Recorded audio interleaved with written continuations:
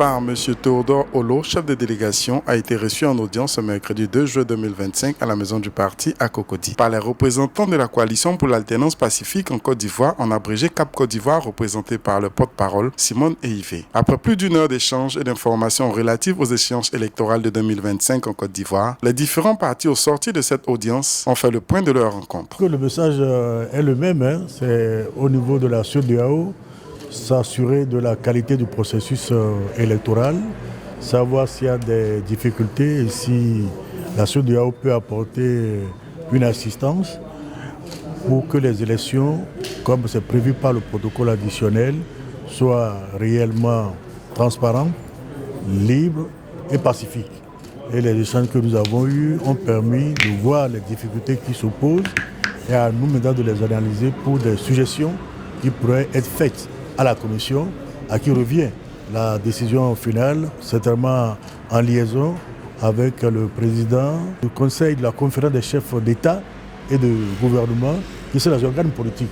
Nous sommes là en tant qu'experts, en tant que techniciens, et c'est pour cela que le débat était d'abord un débat technique, avant d'être un débat politique, puisque vous ne pouvez pas rencontrer les acteurs politiques sans que la dimension politique ne soit prise en compte.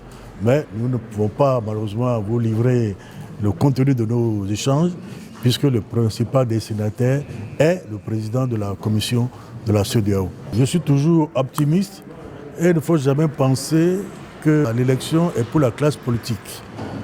La démocratie, même si elle est représentative, c'est souvent le pouvoir du peuple exercé par ceux à qui le peuple accorde pour un temps donné sa confiance pour œuvrer pour la prospérité collective.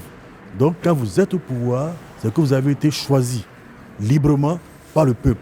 Et quand vous êtes au pouvoir, c'est pour œuvrer pour la prospérité collective qui implique la dignité des citoyens, qui indique également la stabilité des institutions, la cohésion nationale, la paix sociale. Donc quand on est au pouvoir, ce n'est pas forcément pour se servir, mais c'est pour servir. Voilà moi ma conception de la démocratie. Donc il ne faut pas dire que ça concerne que les acteurs politiques. La preuve, il y a de temps en temps des élections partielles, des élections législatives, et il y a maintenant de plus en plus de démocratie participative. Sur certaines questions, le peuple est directement concerné. Vous êtes dans un pays trop grand, nous sommes trop nombreux pour qu'il y ait une démocratie directe où pour chaque question, le peuple peut se réunir sur une place pour en discuter. Voilà pourquoi il y a la démocratie représentative. Mais ceux qui sont là exercent un mandat. Ils expriment la volonté du peuple souverain qui lui a accordé le pouvoir. Notre souhait, c'était d'avoir la possibilité d'exprimer notre plaidoyer. Parce que ce que nous voulons, c'est des élections qui soient propres dans notre pays, mais qui soient apaisées et qui soient transparentes et qui soient inclusives.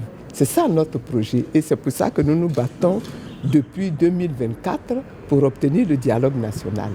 Nous n'avons pas encore obtenu le dialogue national. Et chaque fois que quelqu'un frappe à notre porte pour nous demander comment est-ce que vous pleurez, pourquoi est-ce que vous pleurez, mais nous sommes heureux de recevoir ces personnes-là et de leur expliquer pourquoi nous pleurons, pourquoi nous crions. Et ils nous ont écoutés. Nous les avons vus prendre note abondamment. Nous comptons sur la puissance de leur organisation pour nous venir en aide dans notre pays, pour que nous ayons en Côte d'Ivoire des élections apaisées à la suite d'un dialogue politique ouvert qui va permettre à chacun d'exprimer ses besoins, ses souhaits, qui va nous permettre d'obtenir la modification totale du système électoral pour que nous ayons un système mieux équilibré, un système qui prenne en compte vraiment les souhaits, les desiderata des populations elles-mêmes. Et nous sommes heureux de les avoir rencontrés ce matin. La prolifération de coalitions, c'est une bonne chose, tant que ça va dans le même sens. N'est-ce pas? Tant que ça va dans le même sens. Ce que nous souhaitons, nous, en tant qu'opposition, c'est d'avoir dans notre pays des élections propres, des élections transparentes. Qu'il y ait 1000 coalitions, pourvu que ces coalitions-là participent à l'organisation du dialogue politique et que nous puissions avoir dans notre pays ce qui est possible, des élections propres, des élections transparentes. Qu'il y ait 1000 coalitions, ne vous en inquiétez pas. Tant que les coalitions vont dans le même sens, C'est ça qui est l'essentiel. Ça ne désolidarise pas. Regardez un petit peu la fameuse coalition qui vient de se créer avec le PPACI et le PDCI. Regardez un petit peu ce qu'ils demandent. Ça va exactement dans le même sens. C'est pour ça que j'avais dit déjà. Regardez faire. Vous allez voir qu'au bout, l'opposition, elle va se retrouver, elle va parler de la même voix.